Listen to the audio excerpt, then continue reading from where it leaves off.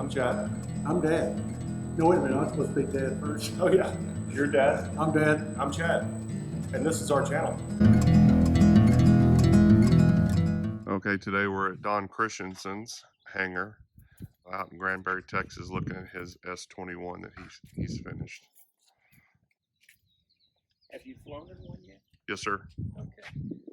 If you use the template that he sends you to cut the circle, it's too big. Yeah. $400. Yep. I've already gone through it with him. Yeah, Yeah. and Yeah. our sticks out. Yeah, the Well, and the other thing is, most people just cut it straight back. And this is flexible. What you do is you put duct tape around here to take it on and off, and you can flex this and get it off when it's slide it off. And you don't have to put that plate in there, you know, to cover that up. whom is this the same It's the same one. same one? It's another one from them that's carbon fiber, because I didn't like the way this one fit. It was just ugly. Well, I've got a 72-inch prop, and they, instead of the prop mount being 8-inch, it's 10-inch, so it sticks out of here, and I don't like the way it looks. Is it still Whirlwind though? Yes, sir. Okay. Yeah, but it's a 72. Because of the tricycle. Yeah. This is 80. Yeah. Huge thing. But you have an 8-inch prop. I can't remember the name of it, but the hub, What, eight bolts, yeah. and mine's a 10-inch. So, like I said, it sticks out of here about. Oh, really? Yeah. Yeah. Why in the hell do you need a 10-inch on a shorter prop? We've been round. We've been round and round with it, and I even called Whirlwind, and that's just the way they manufactured it. It sucks. Yeah, it does.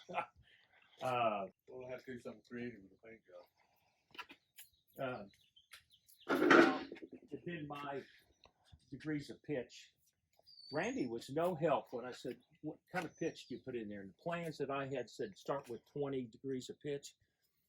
Shit, you could barely get off the ground. It's got 16.7 now. Okay. And that's the ideal between cruise and climb. It's statics at 2250 when I tie it to the tree, and at 3,000 feet full throttle, it'll do 2,700.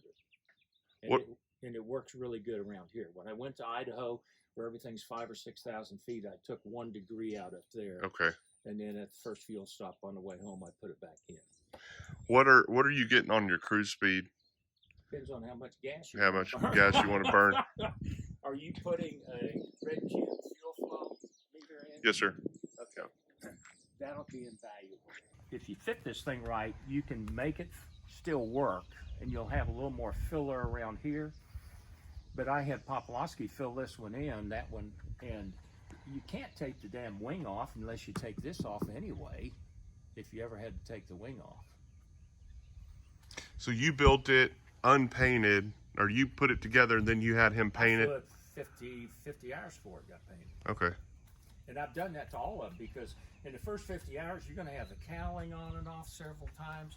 You're going to beat the shit out of everything, because you want to be looking at stuff a lot. Well, that's good information. Retorquing, the exhaust system and all that stuff after about 5 hours, looking for fatigue cracks. Oh, here's a big deal. All of these cow fasteners are Southco like cam locks. Yes, sir. This one. They are not adjustable. They start at 180 and go to 220 thousandths, the different lengths for the different thicknesses. I went nuts. I'm not a very patient guy. I like to get the shit done and get on with it. Yeah. Sounds like us. Okay, so where you got carbon fiber overlaps, that takes a 220. Some of these were 180, some were 200, and you're sitting there putting them in, and then when you put the paint on, it would all change. And then I like to be able to do maintenance myself. I want to be able to get the cowling off. I don't want to have to call you and wait 30 minutes for you to come over. I want it done now, that kind of deal. Yeah. So I'll show you the little table, and I got a tail stand on stuff. So these things are driving me nuts. I had them all fitted. You take the quarter turn, and then you stand here trying to get it off, and they're hanging up. The male's hanging up on the female over there.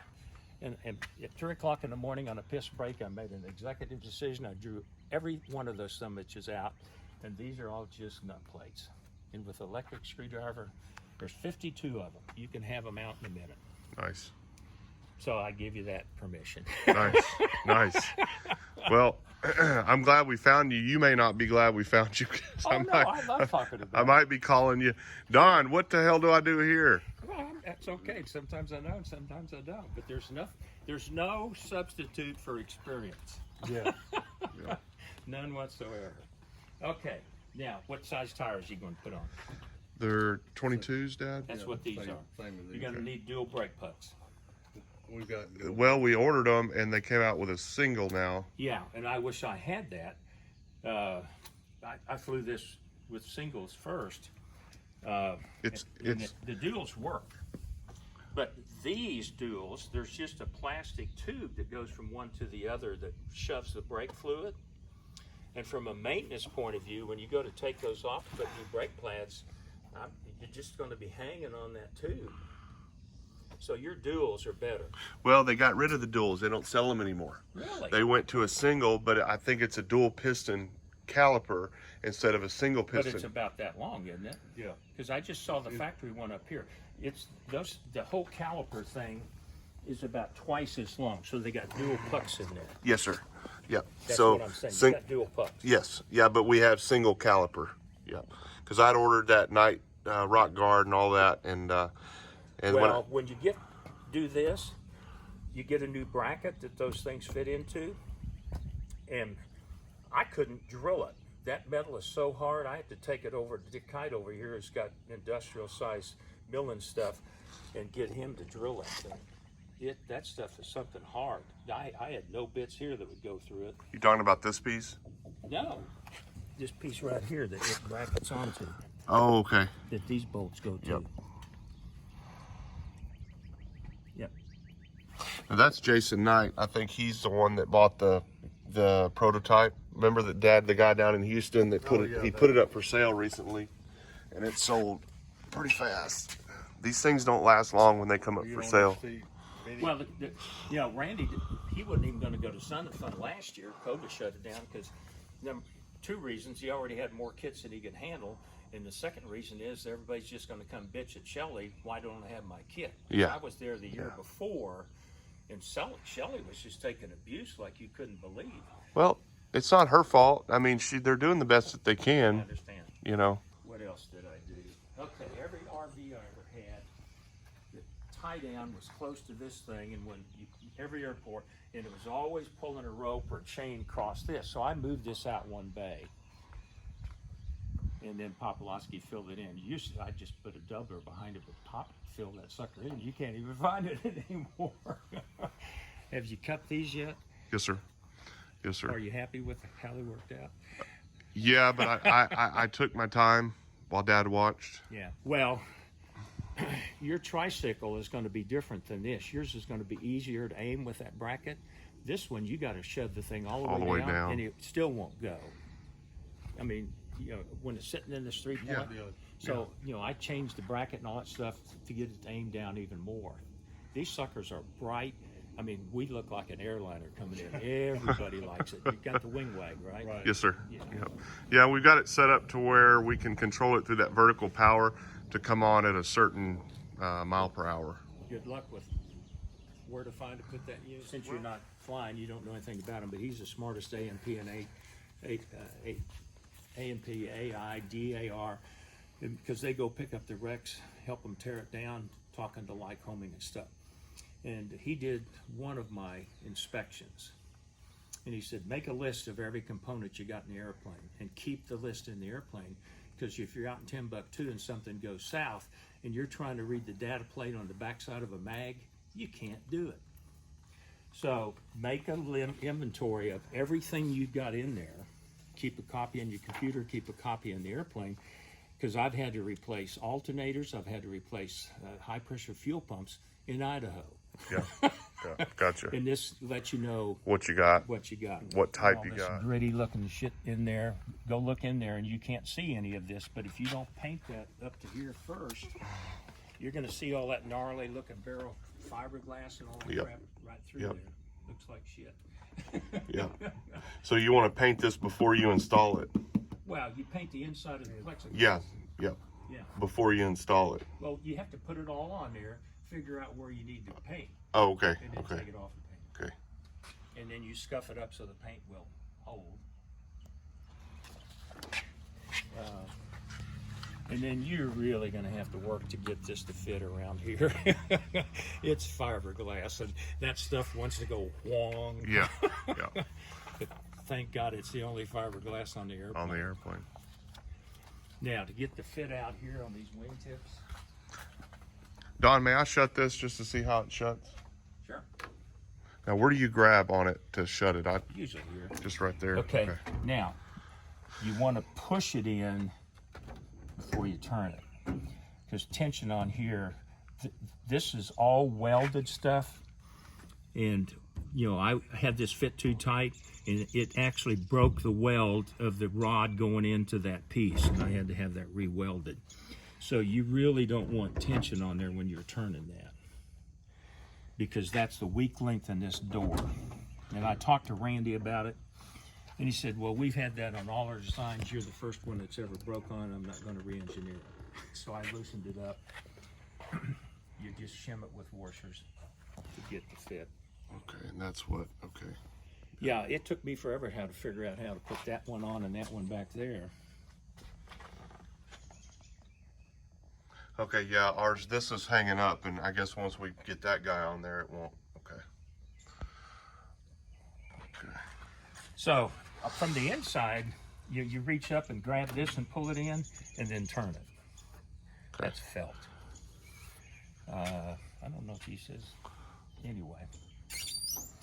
So you push it in and turn, then there's no tension when you're torquing that. If you don't push it in and that thing's trying to grab over, then the weld's taking all the torque. Yep. So I learned that the hard way. Let's see. But I'm glad I learned it, you know, so. Oh, something else. You're going to be taking that door on and off several times to fit it? Okay, yours did the same thing mine did. Now I don't feel so bad. What? Well, when we put this on, there's a little... Oh, yeah. Okay, okay. I thought I screwed it up. No, Okay. one up at Graham's even worse than that. Okay, good deal. Okay, so those pins that go in there are little pit pins, and it's harder than hell to get them to come out. You got to take a punch and drive them out. So take you a 1/4-inch bolt, drill, you know, take the head off, you know, bullet nose these, and then you can take your finger and push them in and out real easy, taking the door on and off several times. What I've had to do is take a screwdriver right there and tap it to get it to get it out. Do a bolt like that, You just slide your it. finger. Now, what are you using? You just putting a nut on the other end of it? What are you putting on this? This is temporary for fit. Oh, okay, On and okay, off, on and okay. off. Gotcha. Temporary. Fit that, you're going to have that on and off several times. Oh, yeah. At least I did. Yeah. Yep. Okay, I don't like rev nuts. Randy goes nuts with rev nuts. The only rev nuts on this airplane are the ones that are on the bottom of the seat frame. Seat frame. Yep. Okay, so let me show you this. So that's an 832, 632. 632. I didn't use any 632s on this airplane, but I did on that. Okay, so you can't get to it. So what you do is you take an 832 screw, Drill a hole through it. get a flat point on there, and then you can drill your hole and you can reach in there and keep fishing around, and then you can pull it down. And you've already used your template to drill a hole and all that kind of stuff. You got a nut plate template? No, I don't. But I can get one. Let me show you what they're like. It's well worth the investment.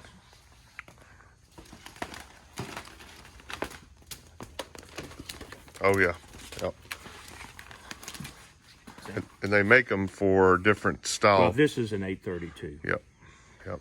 So you drill your first hole and you put that through it, and then you drill this one. Then you flip it over and this will catch the first hole, and then you can drill the second. Gotcha. And it's 100% reliable. Every time. You can do it in your sleep. Yeah, I've put it in with a bolt to get it where I want it and drilled it. And yeah, sometimes you just don't get it just right. Well, so all of these covers, Yes. are all red nuts. Yes. You can reach in through here and you see these are all nut plated. There's no revenants. Now, when I do maintenance, and you're going to have to do maintenance on the tail wheel eventually. We don't have to. Oh, that's right. Okay. What do one of these cost, Don? That is normally $3,500. At Okay. Sun and Fun, it was $3,000 Okay. plus 2 or 3. There's $3,300 there because it's got to come all the way out of Utah, close to Salt Lake City. Yeah, But I'm telling you, it's got a computer. that's not too bad. Well, it's got 2 speeds. Okay, I've got it turned on now. It's on brake. So if I start going forward, Oh, wow. it'll brake itself. If Wow. I'm going backwards and I'm going down an incline and I fall down, it won't run over me. Cool. Yeah. Do you watch Patey on YouTube? The guy's one of the geniuses of the universe. The problem is he's going to kill himself because nothing ever he does is good enough. Yeah. A friend of mine, they're Frakes Aviation over in Cleveland. He owns it, and they build exhaust stacks for, what's that one dad that, it's on the tip of my tongue, but they're factory exhaust stacks for some of the airplanes. Kodiak, okay? Turboprops. And yes, sir. And I said, why don't you build an exhaust stack for Patey and get your name? He said, because when he runs that damn thing inside of a mountain, I don't want my name on it. Well, And it wasn't too long after that, he crashed it. Yeah, but- Draco. Yep. And that was just a stupid ass mistake. He's afraid he's going to get in trouble with the tower guys. So normally, it's like this damn airplane. I could damn near take off between here and the hangar. And he just, high wings, if you let wind get underneath the wing and you don't have airspeed, you're screwed, and that's what happened to him. Well, at least, I mean, he came out and said it's my fault. Well, yeah, he didn't blame anybody. He's an honest You guy. know. I've got that tail lift, that yellow thing over there, and I lift the tail up because that brings the engine down to my level. So I do all the maintenance with the tail up. And then to get the cowling on and off, I built this table, and this will slide under both airplanes. And then when I drop the bottom cowling, it's just sitting on the table. It doesn't fall off because you got to do one side or the other, and it's torquing itself down until you get over there. So the excess that you trim off of stuff, don't throw it away. Okay. And you can take it in, cut little pieces, put it in your blender, and just shred the crap out of it. So it's basically powder. Okay. And then basically you put it in any kind of a thing that will withstand acetone or MEK and dump it down in there, and it'll just turn it into paste. It'll dissolve it all. Then you can. Then you can shove that into the voids. And that's what you did right here. No, that's between this and the rib. Okay. And then you butt these things up there, and it's almost impossible to get 100% straight line between this. So Popolowski filled this in with whatever filler he had. Okay. Okay. And this is a pain in the ass to get on because you got 8 nut plates. And you got to reach in through these And things. to unscrew it to get this thing off. Yes. Yep. And you darn sure want to ream out your nut plates there because you're going to be hand screwing them in there. I couldn't find an electric screwdriver that I had enough room between here To and get there in. that I could shove it over. Oh, wow. Look, Daddy filled that in, made that look really good. Oh, that took forever. I'm telling you. Because, we use Pro Seal everywhere. Yep. Let me show you something.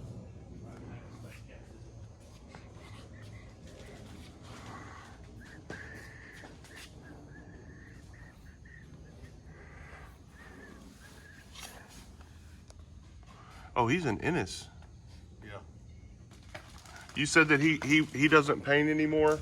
Oh, he still paints. He just wants bonanzas. Oh, he won't do these? Because I was his 4th airplane and he likes me. Oh, okay. But he quoted me $16,000 when I picked it up. It was $14,000. Saran wrap. The saran wrap won't come off. No.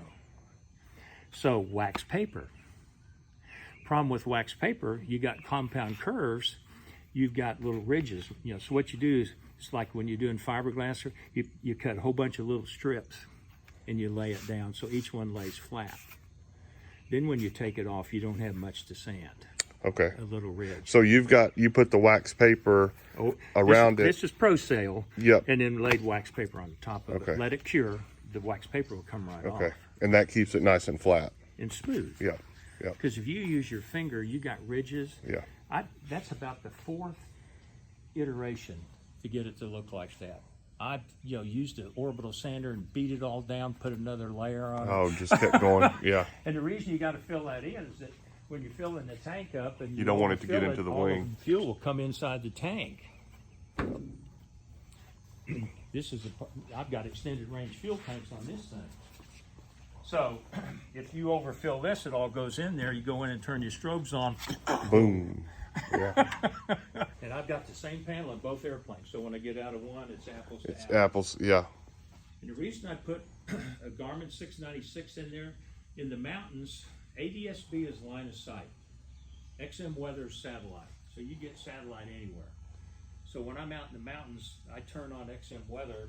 I use it for 6 months a year, June to December, when I'm doing most of my cross-country flying. And so I've got two sources of weather. Because you get out, you'll lose ADS-B in the valley of the mountains.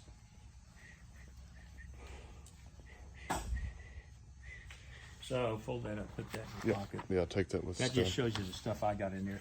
But get the serial numbers off of everything and keep a copy in the airplane with your weight and balance and all that kind of stuff. Oh, here's something I did also. I don't like the fact, I'll show you the difference of the computer. When I'm doing through flight,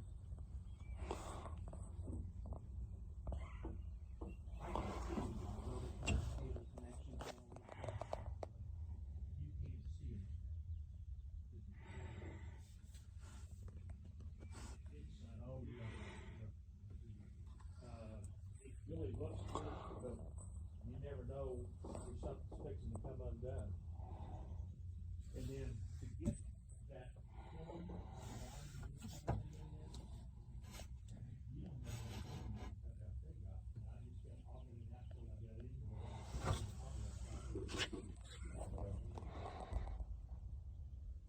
And then that's what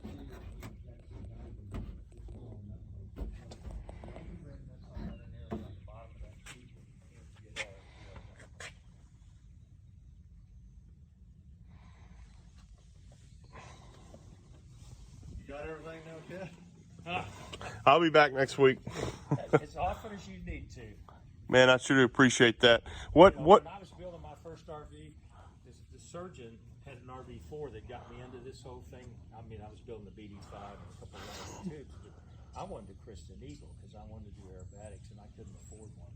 I got that RV4 with the used 0320 fixed pitch daytime round gauges in the air with Propeller paint job for $22,000 in 1990.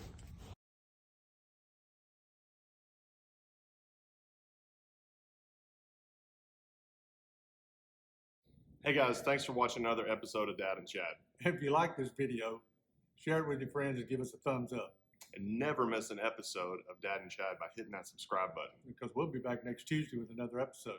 Thanks again for watching Dad? and Chad.